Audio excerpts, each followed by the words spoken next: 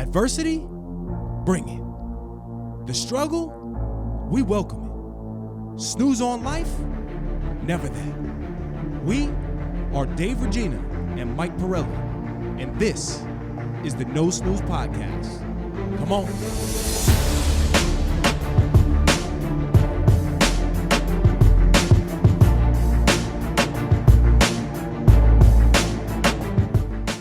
Welcome back, No Snooze Podcast, episode 121. If you're rocking with us bright and early in the morning on release day, we just want to say thank you guys for your support. If you're listening 5 years from now, Mike, I think we could thank them too. I'm in the booth with the best three in the game, Michael, the show Pirelli, Claudio, the voice Valenzuela, and I am Dave, the body Regina. I'm not going to lie, it's a little bit hard for us to get back in the rhythm right now, right? We don't have to fake this. Mike and I and CV, we're having some serious conversations off air. So if you look at Mike's face when CV clicks that camera over, you're going to see it's not your typical Mike face. A lot of lack of sleep, too. Okay, all right. A lot of right, lack good, of sleep. Good. So that's added in there. Didn't get the workout in prior to the convo today, but I've gotten the full workout the last 2 days, and I'm a little bit of a roll. Are you talking about the mental workout that I just put you through or the actual physical workout? I don't know if you saw, but I was putting up 295 pretty easy. You did. It was a 295 on a string, if you will. But I do feel like a couple months ago you were pressing 335. Yeah, so what's going on? When you do a cut and you get down to 10%, I don't know if you've done it. Sometimes you sacrifice a little strength. Okay. All right. I took a scoop and a half of pre. Ooh. And so what I'm doing lately is I do a full scoop, drink it 30 minutes, sometimes as I'm dropping Livy off. Okay. So then when I get home, it's starting to hit. You start that itchy tingling. Yes. And the ears start going. Let's go. Then I'll take a half a scoop and mix it into my my spray water bottle and mix that with water so that I'm getting a constant hit of it during the workout. All right, I like that. And because of that, I got fired up. I started texting AC saying, AC, we got to go lower on the reps and higher on the weight, baby. Okay. And I sent him a picture of himself. And I said, I'm going to look like this guy. That's good. That's motivating. Yeah, I told him I want to bench 400. That's my next thing I want to do. All right. I'm here for the support. Not that anyone really cares, but it's like that's an old goal. Yeah. If we were in high school, it'd be, oh my God, 400. Yes, but now, everyone's like, who gives a shit? Right. But for me, it'd be fun to try to work to it. Yep. Because to get there, my body's going to have to change as far as like being more dense and more of a Mike Tyson-esque Iron Mike look. That's a good word to describe you. Dense. I'm pretty dense. Dense. In all facets. I got no legs. I'm working on those. You're a funny guy. A lot of steps lately, though. A lot of bouncing around G. She's been great, sleeping a lot. Good. Livy, not so much. I know. Last night, she gave us a 12 o'clock, 2 o'clock. G was briefly up at 4, our golden child, then back up at 6. And her new thing is, Daddy, don't fall asleep. Don't fall asleep. Daddy, wake up. And then we were up. And then Dana came down. And, me and her are zombies. Yeah, those are the worst days where I had one of those just the other day. It was a 12 o'clock wake up. She falls back asleep. Chance, dude. And he's been doing this to me. I haven't heard Chance in a minute. How is Chance? He's getting old, man. He's 13. He's kicking. I mean, his legs hurt. He definitely has. Back in the day, he actually tore one of his. I guess it'd be equivalent to like your ACL or MCL. But the percentage of him recovering fully was only 50%, and it was like 10 grand. I'm like, oh, sorry, buddy. I'm not taking that. So, he did a lot of rehab and stuff, and he's good. But I mean, he's 13 years old. He still goes up and down the stairs, a little slow.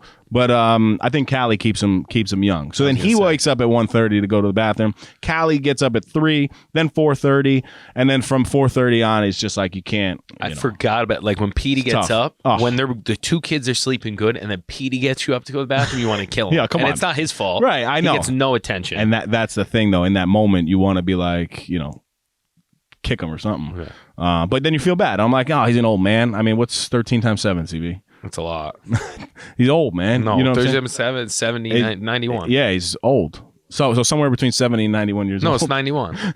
Yeah. So he's an old man, but he's that's my best friend. For those of you guys who don't know, he's tattooed on my chest forever. So Is it forever? You're gonna cover them up with your next dog? No. I don't know if I can get another one after that. Or with me. So yeah, I know those. Listen, the struggle like, sleep. subscribe, and if you are our 1,000th subscriber, Dave's gonna get you tattooed on his body somewhere. Ooh. I am. You know what? I'm not lying. I might get the No Snooze logo tattooed on me. I'm serious. You know, where are you gonna get tatted? I don't know. Under the eye, right? just two No Snooze. So then when your eyes are drooping. I mean, honestly, the logo means a lot to me. You know, it's been a fun ride, and regardless of, you know, even where this goes, it's become a mindset and a lifestyle, something that I would always be reminded of regardless.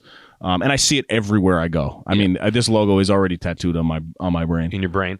I'd like to, I mean, obviously we're parts of it, but you are Mr. No Snooze. Like, when someone says No Snooze, they think Dave Regina. No. 100%. No, I don't think so. Right, well, my golf game was a little snoozy. Yeah, so you golfed. Yeah, a little snoozy. I'm not gonna lie. So Dad, you know, he owns a local business in Rye. Give him a little shout out. Shout out, Michael Regina Agency. It's a genius name, Michael Regina Agency, through farmers, all your insurance needs. You know, so he sponsors, a bunch of podcasts, a bunch of golf tournaments. Shit, the podcast would be a lot cheaper than what he pays for these things. Yeah. You know, so he sponsors these great events. He's done probably like 10 of them this year. But, you know, every now and then he'll call Maddie and I. And we had a nice foursome, but it's not a good time when Matt and I are the best golfers. I'll tell you that. That's tough. My right side is it's a little sore, but I had some nice drives. It was fun. The cause was for MS, which, more and more people that I guess, as you go through life, I never really knew what it was. But it basically attacks the central nervous system and causes, a whole bunch of ailments throughout the body. And, the numbers were pretty alarming in terms of the statistics. And it's very rare still, but the amount of research that's being done, hopefully in the future, can, subside this, MS. But they raised $1.2 million. That's a lot of money. Yeah. I mean, there were some big time corporations. But it's just a good cause. So, when you're out on the golf course, you're drinking beers, you're having a good time, and it's for a good cause. I mean, there's nothing really better, I have to be honest. I haven't enjoyed golfing in a long time. Every time I go, I'm so bad now because I don't play often that I don't want to play. I want to hang out, but I don't want to play. And I feel bad because it's written all over my face because I'm like, this is not fun for me. I will say golfers are extremely mentally tough. Because the amount of focus, I mean, it could have been the 12 beers I had, but the amount of focus you have to have on every shot. Like, we played in a scramble. And for those of you who don't know what a scramble is, you basically get 4 guys that hit off the tee, and then you get to take the best shot of those 4, and then you play your best ball the entire way. So, guys score really well when you have good golfers. But the capacity that you have to have in your brain to stay in the game for 18 holes, it's a long time. It's a lot. And when you're doing that on a competitive level, that's no joke. Yeah. And they're just hitting bomb after bomb after bomb. I mean, you think about like Tiger and these guys, it's insane. That's one of those sports that I feel like as you get better, the more you enjoy it. So you got to get over that hump. Yeah. I'm punting that until I'm at least older. And punting that until I have a simulator. Right. Yeah. I just don't enjoy doing activities where I'm not good at it. Yeah. Yep. That's why I didn't lift for a long time because I wasn't good at it anymore. I get it. And when I'm not good at things, I don't like it either. I'm not gonna lie. But you got to start somewhere, which it's like the mind. My boy Boyage, Adam Boyage, got married this at a wedding, right? Yeah. Went to Chicago. Shout out Westchester Airport. I mean, we did get delayed and have to go to LaGuardia, but flying in to Westchester was incredible. We were home in like 5 minutes. That's awesome. So nice. Is it windy? It's the Windy City. It was pretty cold. It was like, if it was 70 here, it's probably 55, 60 there. But depending on what side of the street with the shadows, it's a lot colder. So I loved it. The real time we had to explore was right when we got there. So we checked in, we went right out, and we went to the Riverwalk, the Bean. Riverwalk is basically 2 sides in a river, and then there's all like shops and restaurants along. It looked like it was a blast. There's breweries everywhere, restaurants, people all over the place. It was quiet. Like, there wasn't a lot of cabs beeping, or I don't even know if they have cabs. Then we went to Lou Malinotti's, it's for the deep dish. Some Jewish Hot guy. take. I liked deep dish 0%. Really? I thought it was an insult to ever compare Chicago to New York style pizza. Really? You heard it first. You know pizza. I wouldn't say I know it. In my opinion, Michael, you know pizza. I never understood why people are like, it's not pizza. It's not pizza. It's a pie crust. I mean, I got to try more if I go back. Yep. But it was kind of a letdown. I was kind of sad about it because that was my one food item not involved in the wedding that I was going to go try in Chicago. And I was like, it's all right. When I go back with Dana, I want to go to a steakhouse because they're known for steak. There was one where you can smoke cigars and have a steak. I don't know if it was Dick's Steakhouse. Sounds amazing.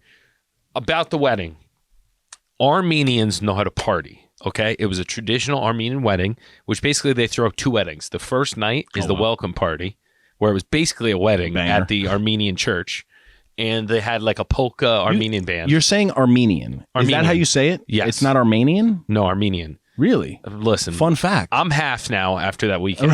Okay, all right. So all the food's like Mediterranean. It's delicious. All the dances. Like pita hummus? Hummus. Kebab. Yes, kebab. You go say like that. Yes. Delicious. Every dance, all the songs, nothing was in English. All the songs sounded very similar. Are they like They hold hands. Every song had like a dance. Yes. Which Dana loved because it gave you like structure so she could like learn the dances. Right. There you go. Yes.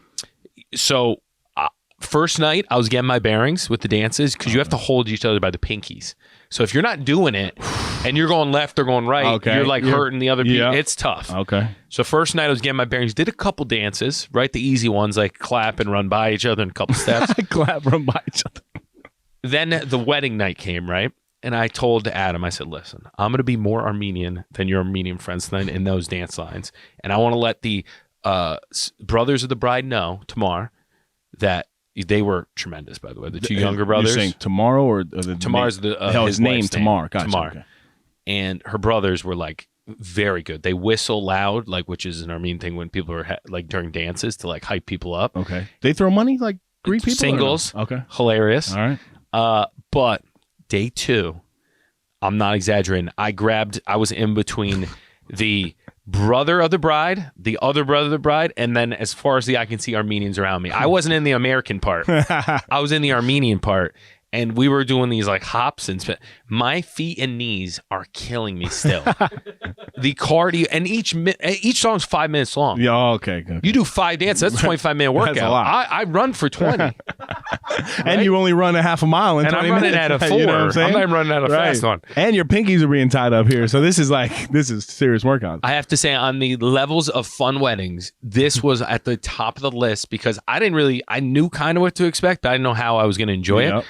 It was so fun because and then they were doing 30 minutes Armenian, 30-minute American. So you're like in the structured line, and all of a sudden Mike Jack comes on, and you're throwing a little dice move. Okay. Amazing. I love it. A lot of fun. I can't wait to go back to Chicago. It might be my new favorite city. Wow.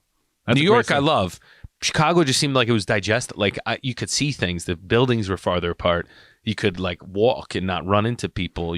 People weren't dressed like crazy. Mike Pirelli's Chicago real estate. Maybe? I might move. I might pack it all in after I announce I'm going on my own and going to Chicago. There you go. No, that's awesome. Have you been? Yes, I have. But congratulations to Adam and his wife Tamar. Tamar. Right? Yes. I don't even know if I'm saying it because they throw a little like accent in there. Yeah. But great time, great families. The dad of Tamar, dad of the bride, tried to convince me to slip his phone in Adam's pocket so he could call him during the wedding. Oh. He was successful in doing it without him noticing and was going to do it. I didn't have the balls to tell Adam because I didn't want the father to get mad at me. Oh. So I made Mike Giuliano go up to Adam and take it out. Did it? He was going to do it. Oh. And we asked the kids and we're like, has he done it? And they go, that's his thing. He's done it 3 times before. And you screwed it up. Dude, I'm not going to let him call. Well, I didn't do We see where your loyalty is. But anyway. Can you imagine? That's awesome. Now I don't even want to tell you what I was gonna bring up next. Why you're boring? No, well, no, not boring. But while I was on the golf course yesterday, I got a call, and the topic that Mike and I are gonna touch on is timing. And you're talking about weddings, so it kind of like ties in, but in a sad way.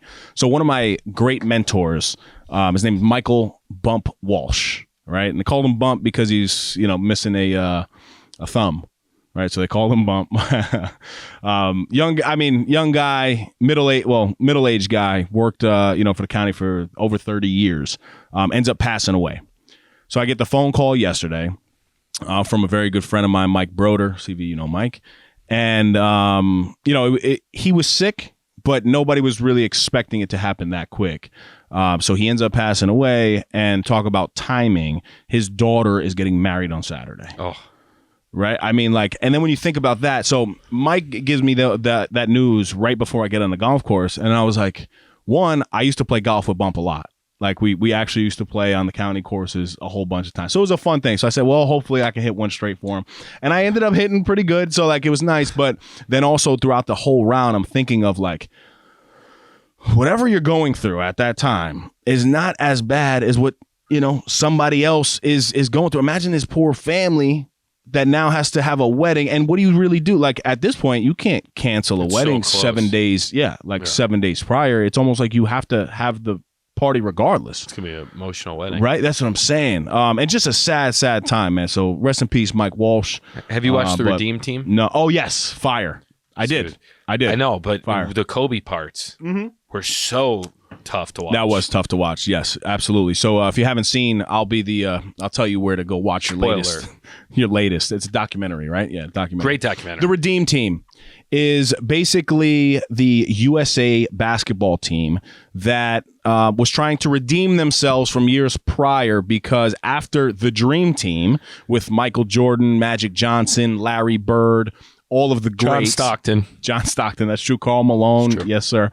All of the greats of that era, USA basketball was always at the top, right?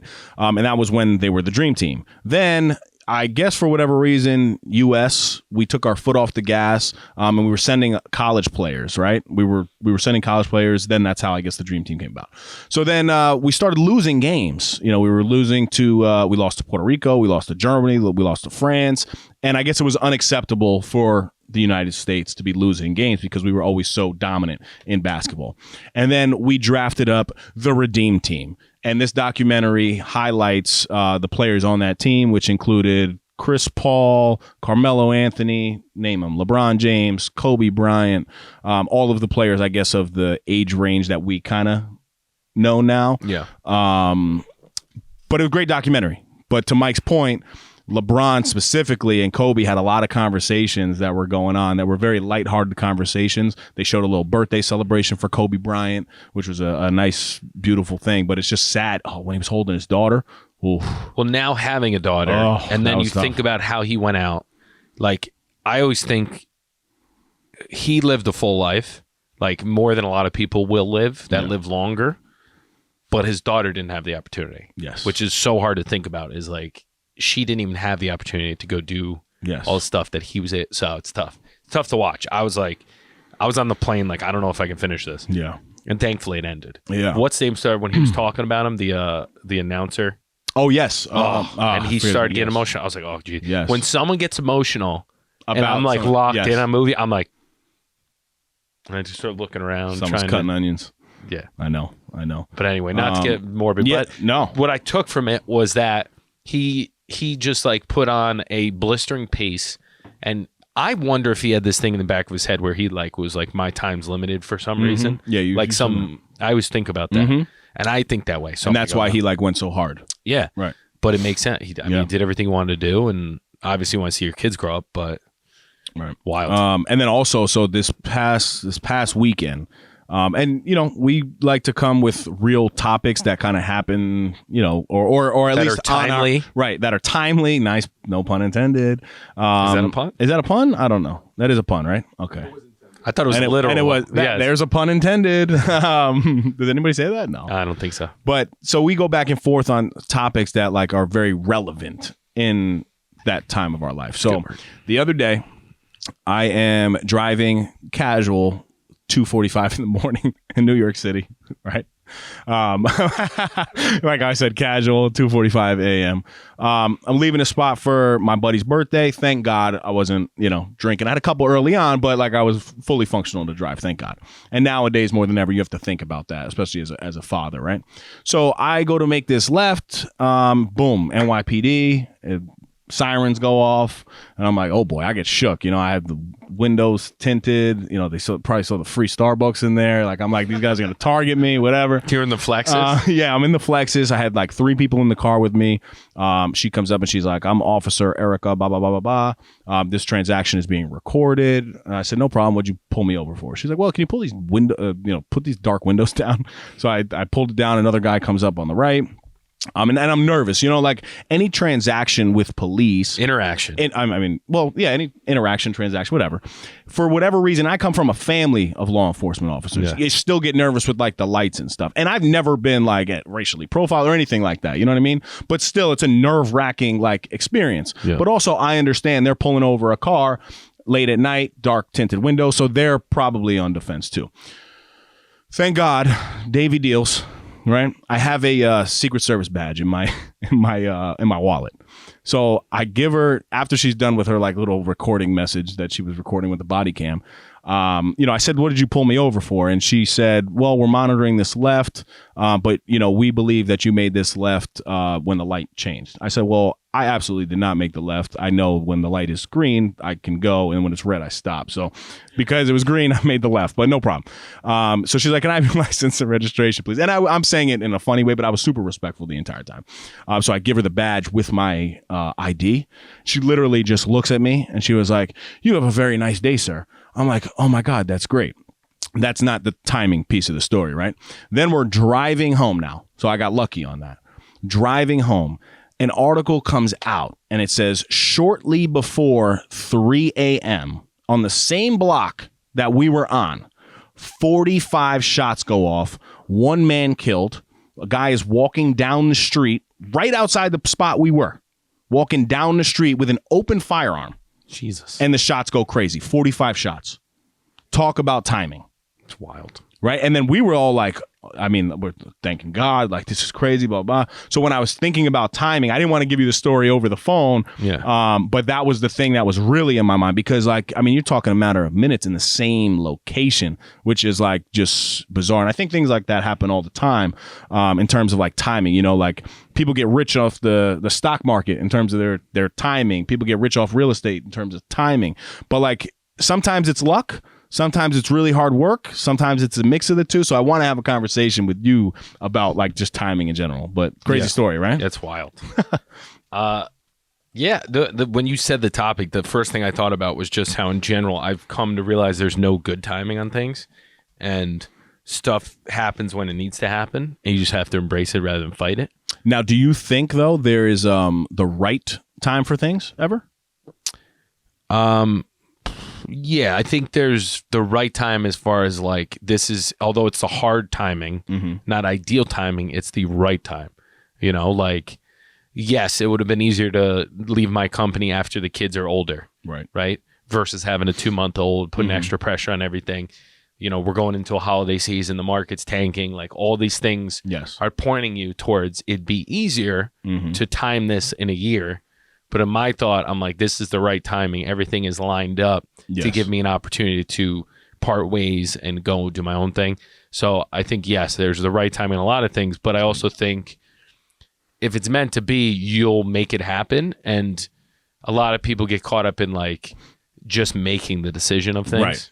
Right. No, good point. I do think, me, the big science, the little process here. I don't believe in trying to time things, though. Okay. That's a good one. But you said, yes, you said that like things align. And the first thing that I thought about is like, I do believe that if you're trying to find the right timing on things, you do have to look at the circumstance that's around you, right? And the first thing is like context. I think you have to find the right context. And what I mean by that is like, if you want a raise, right, you going to ask your boss for a raise because your coworker got a raise, bad context, right? Like that's not in your favor to ask for that raise.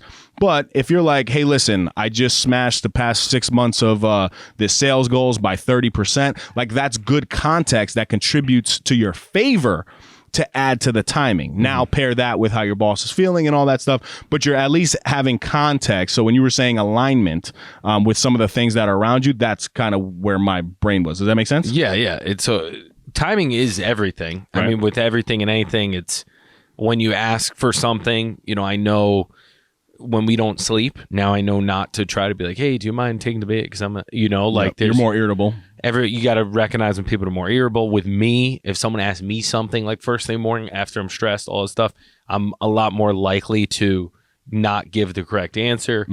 I mean, especially in real estate, timing is literally everything. Yeah, no, I get it. It is everything, but my thought also is it's nothing.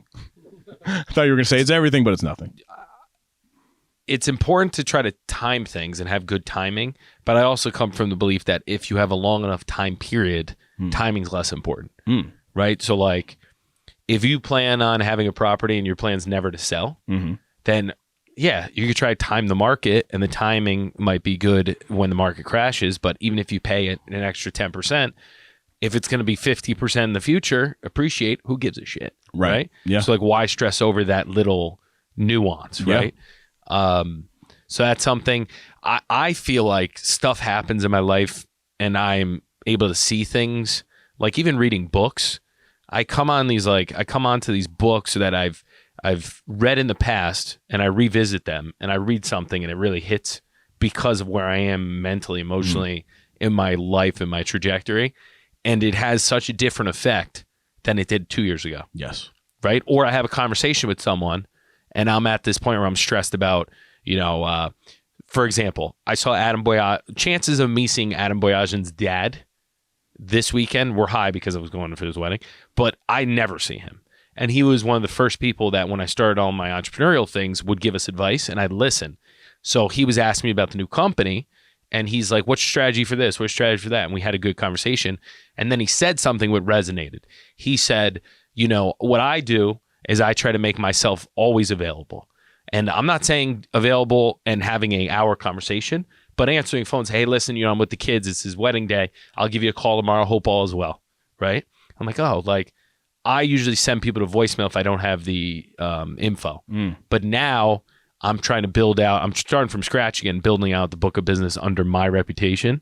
So it wouldn't hurt to answer the phone. If it's spam, just hang up. Yep. Right. But that was like a timing thing where I'm like, I've never even had a second thought of changing that strategy. And because I spoke to you, I think there's a reason you talked to me about this.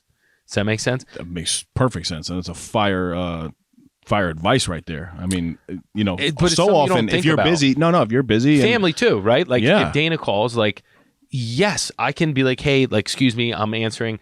Hey, I'm in an appointment. I'll call you right back. Right. That is such a better interaction than no answer. Right. Right. If you call, some of my good friends have given me a hard time because I'm not available usually during the day. So yeah, it's not that hard to answer quick and hang up. Especially when you're building your own business. That's genius. But I think even for you in general, like I believe you're hitting it at the right time when it comes to your context. It's not like you just said, well, I don't really know what I want to do with my life. I don't like my job, so like I'm going to go out on my own. It's like, no. So that would be bad context as an entrepreneur, right? Yeah. Like good context is exactly what Mike Pirelli, Greenwich Real Estate, go follow, is what he did. He studied the market. He learned the market. You didn't take like just a leap of faith. I think there's a certain level of faith that comes along with the leap, but there was a lot of intentional action behind it, which, as I was thinking about the timing, I believe that type of stuff is in your favor. We wanted to take a quick second to let you guys know that we partnered with our good friends over at Orgain.com. We're happy to offer our listeners 30% off by entering the code NoSnooze30. Again, that's NoSnooze30 for 30% off your first order. If you're on the market for a new protein powder, nutritional shake, protein bar, or Mike's favorite, collagen peptides, Orgain is your one-stop shop. As all of you know, my Crohn's disease is currently in remission, and the only protein I use is from Orgain. My personal favorites are the chocolate peanut butter and the vanilla bean. With the code, you can try a 2-pound tub for under $20. Talk about not snoozing. Go get yours today. Now, back to the epi. The second thing that I think like a lot of people, what we need to reduce is friction in our lives when it comes to looking at the timing of things, right? And friction is basically anything that's like against what it is that you're trying to do, right? Whether it's like, a competitor, or it could be, somebody in your life that just doesn't believe in what you're doing, right? So the way I kind of broke it down was I was thinking of like positions. So you have like your backers and your blockers. right? Look at that analogy. Backers are people who are like, supportive of you. Those are the people you can go to that are like, listen, I'm going out on this journey.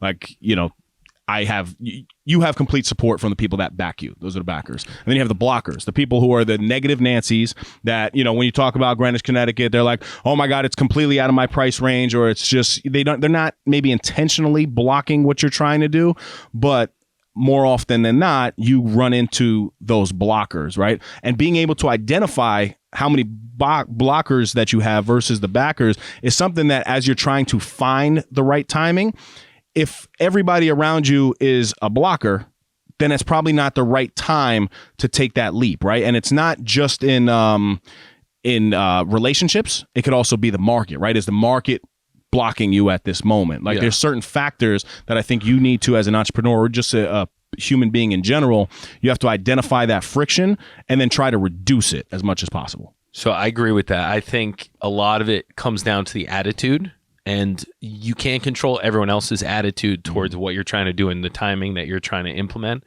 but you can control your lens and your attitude towards your timing. So I got in a rut of looking at like nothing timing wise is going in our favor.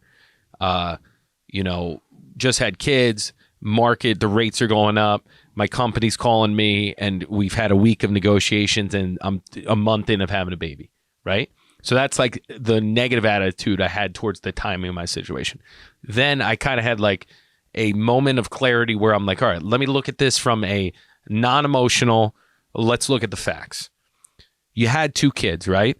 You're only going to get more busy. So in theory, you're less busy than you would be in a year, right? In theory. So that's good. So right now, I'm going to be the least busy I'll probably ever be. Market's going down. Not a bad thing. If you're going to be setting up your best practices, your new company, you don't want to be just running like a madman like it have the last 3 years, right? Pretty good. If the market's correcting and rates are going up, usually that's a time where people fly to quality. So not the average agent. My new terminology is going to be called not another real estate agent because I have this whole thing going around. But anyway, the average agent, is out of the business in a year.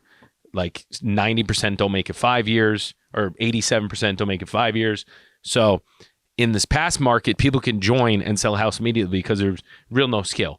There was 1 million offers. You get it somewhat close pricing wise. You're selling the property, right? You don't have to do inspections. There's no financing. It's literally the easiest deal you could do if you don't F it up by being just out there crazy, right? So that's pretty good. Now people are going to be reevaluating their buys and whatnot. So like when I went back over the bad timing, I actually realized it's really good timing.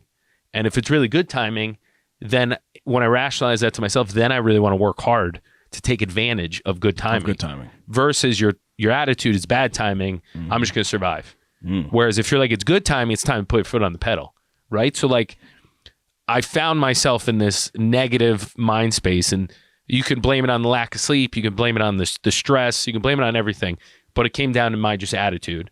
Then when the lens started to shift and I got a little ahead of my bad attitude, then I'm really looking, I'm like, man, like this is perfect timing. I'm going to be one of the only boutique firms in town left because during this, everyone got bought up. Right? And I'm like, this is it. Everyone's tired. There's 3 years of people working their ass off, getting fat and happy, people retiring. People retired because they made so much money. There was real estate agents who made $20 million, $5 million, $1 million and said, I'm good. So like, if there's all these things, then I'm like, if I can come out hot, this tough year, this is the time where you take over the market. So it was all like, I don't think I've been flip-flopping this whole time. I believe in timing, but I also believe in you can will good timing. Yes. Right? Yep. Like you can rationalize to yourself like, yes, it's hard, but it's good timing. I agree 100%. And what is good timing? Good timing is just you can look back retroactively, hindsight's 2020, and rationalize to yourself that's why it was good timing. You don't know in the moment.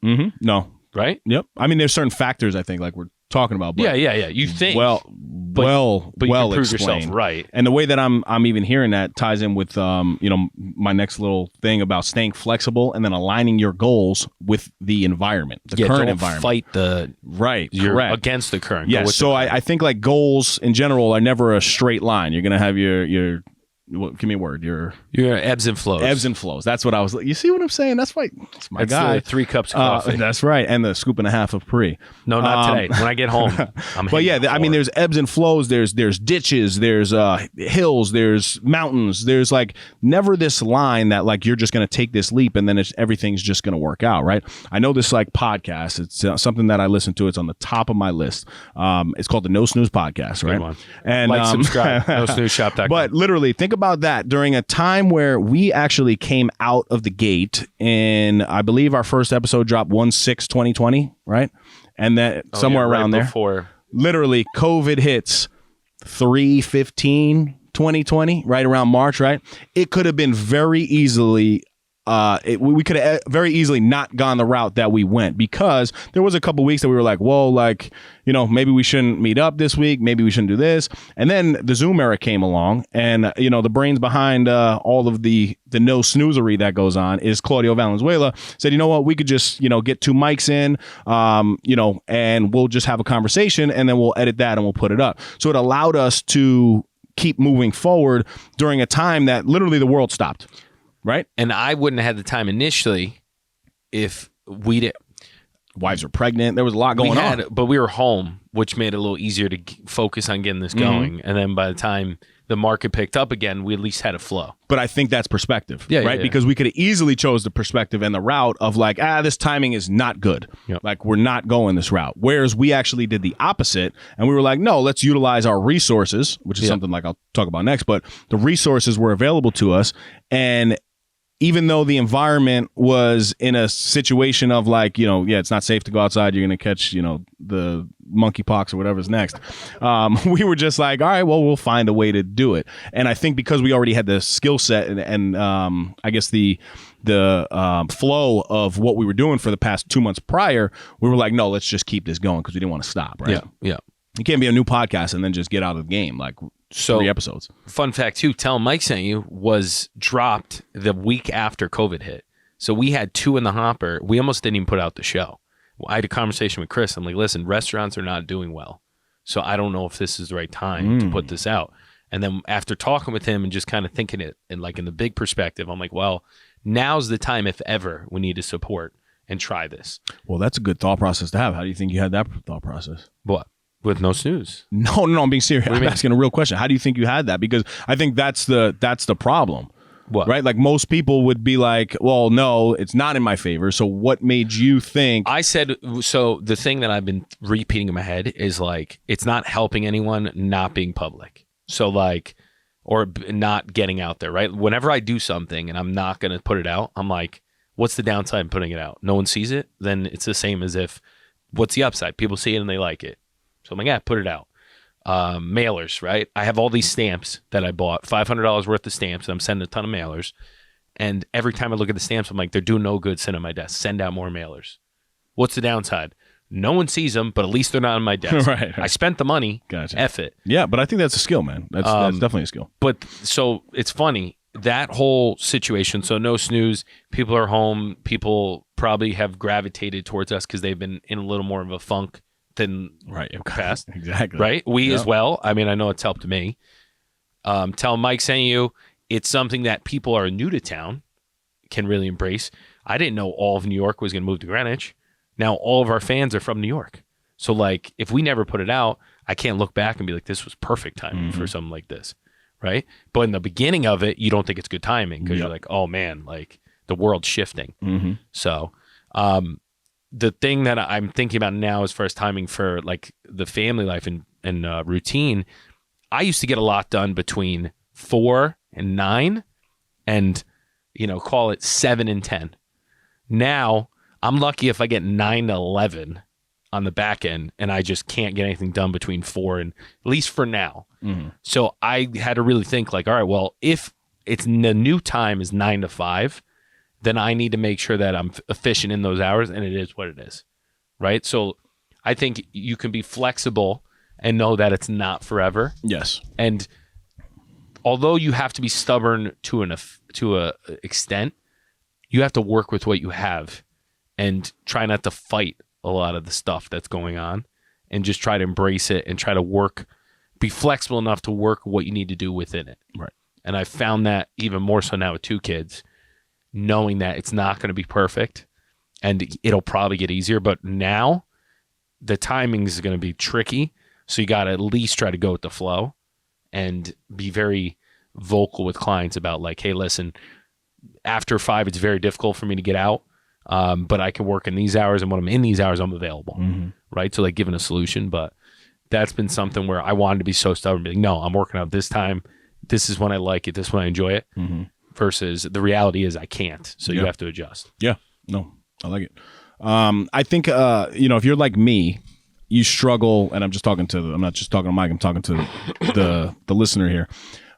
If you're in debate mode of like, is this the right time to take this leap, or is this the right time for whatever it is that you're trying to do? I'm a big debater in my head, right? And I go back and forth with all the scenarios, I draw them all up, and what that does, it actually like just prolongs the process for me to get started.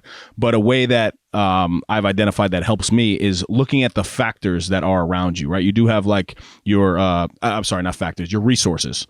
And you have like your internal resources, which are basically like your skills. And then you have your external resources, the things that are available to you. So like, if you're starting a business, you should probably have an internal skill set of, creativity, the willpower behind it, being able to show discipline when you don't want to show discipline. Are you a consistent human being? The external factors you need to look at are like, how's the market? Is financing available to you if you're trying to start this business? Like what is going on around you? So being able to look at the actual resources of both inside you and the outside world have made it much easier for me to say, okay, I can take this leap. Because if those things are all against you and like you're trying to do something that you don't have any idea doing, cool, that's like a little project that you're going to start, but that's not the right time to be starting a full-blown business in that career or field, right? Yeah, you got to look back to your history. Not that history predicts your future, but you can at least go back to it and say, all right, well, I'm comfortable doing this because I've generated my own leads in the past. So I know I just got to do more of that. Right. So I agree with that. And then resources can be people too. Yeah, absolutely. 100%. Something I looked at was resource-wise in the external. When I had like a really tough question and there was something like really critical in the deal, who did I call? In the past, it was my boss, right? Because he was my resource. Then it started to shift to colleagues and my attorney I use all the time. So when that happened, I thought to myself, in worst case scenarios, I'm not even looking back to my company anymore. I have my external crew that I can look to that aren't affiliated. Right. So by making this move, yes, there are people there that I can confide in. But if you took them away, I'll figure it out. Where in the past, I didn't have that. Right. I didn't have that network. So like, I think network, and I'm still trying to grow a network. I'm not there yet.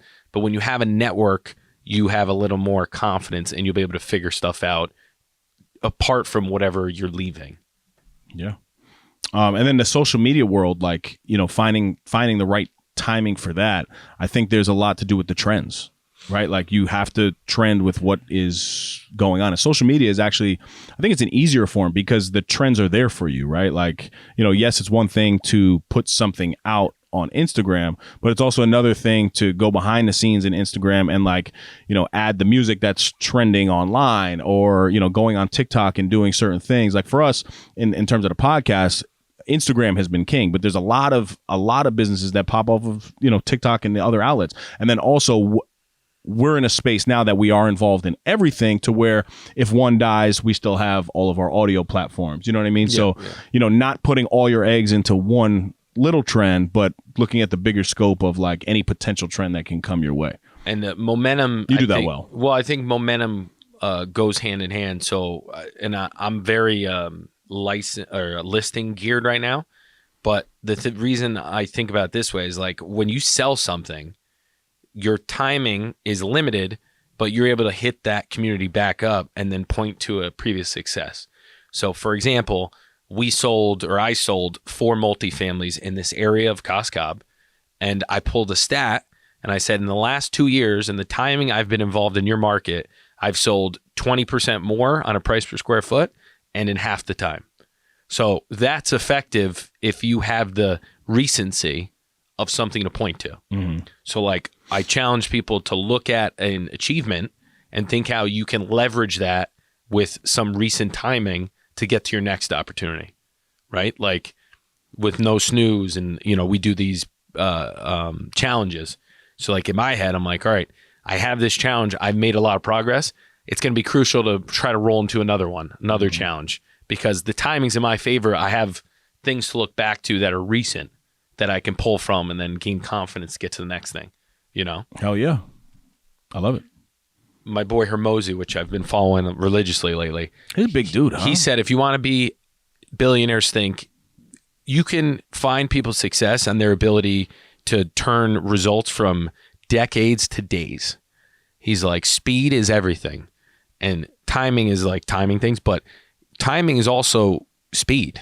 The way you can turn things around quick and keep the momentum, that if you go have a great conversation with someone and you don't have lunch with them for another week, timing shot. Right. You have a great convo, you got to get them in next day. And then right away. Like you did to me, right? You talked about the podcast.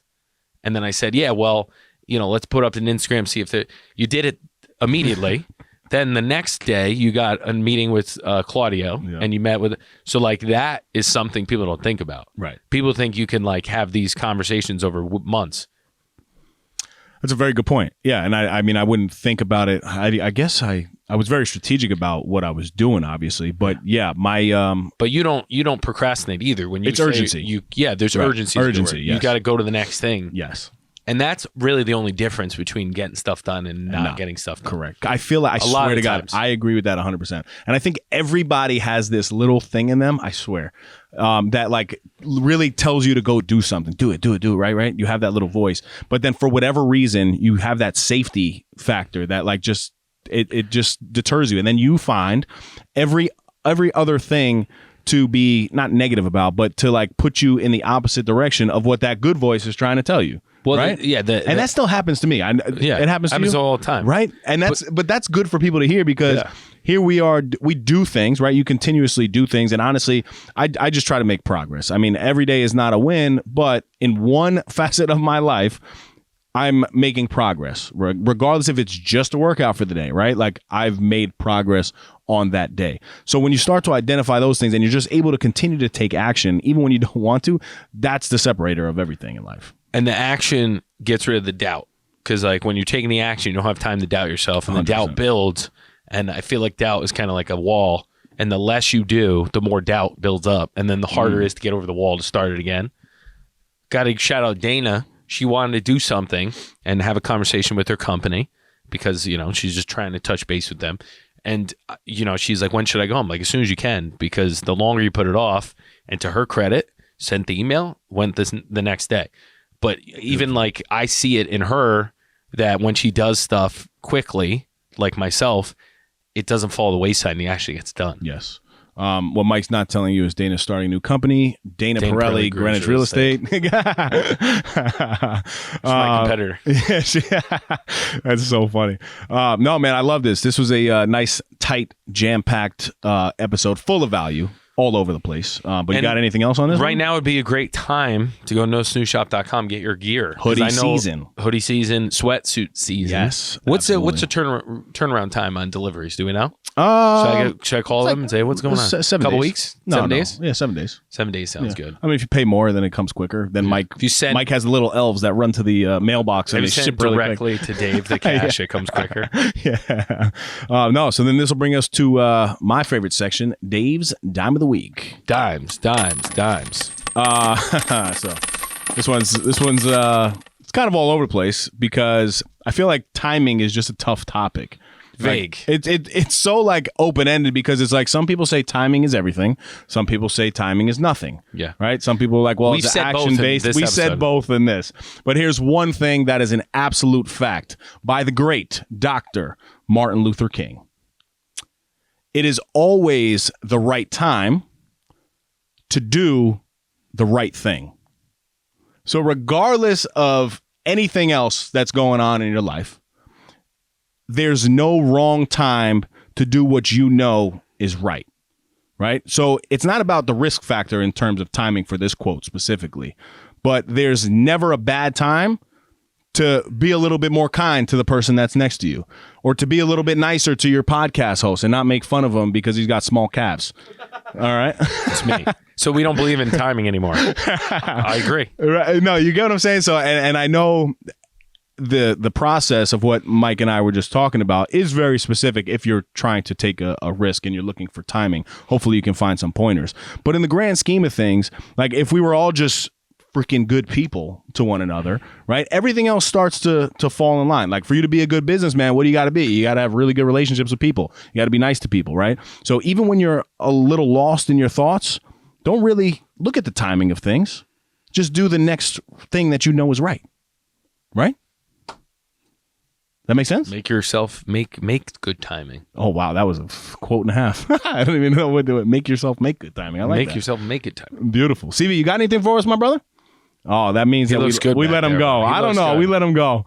We let him go on this one. He's going to do the challenge. I'm benching 400. That's you're benching 400. He's eating 30 What are you pizzas benching, 800? in 30 days. I'm going for, yeah, what is my challenge? I think you should squat 800. Squat 800. No, I'll die.